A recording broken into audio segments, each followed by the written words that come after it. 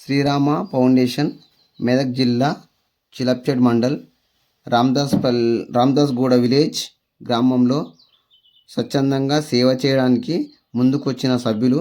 ఈ ఫౌండేషన్లో మీరు కూడా భాగస్వాములు కావాలంటే డిస్క్రిప్షన్లో నెంబర్ పెడతాము, మీరు కూడా సహకరించగలరు.